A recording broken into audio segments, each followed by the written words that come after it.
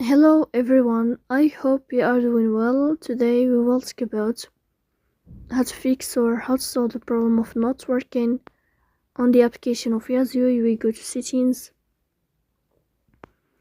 In this page we click on apps, default apps, app settings. In this list you will scrolling down until you find this window here of Yazio and you will click. Then you will click on first stop and you will click OK. After that you will enter to the window of storage. Here you will click on clear cache. Then you can turn off your Wi-Fi and you will turn on your Wi-Fi again to fix that problem. So please don't forget to support us by like and subscribe.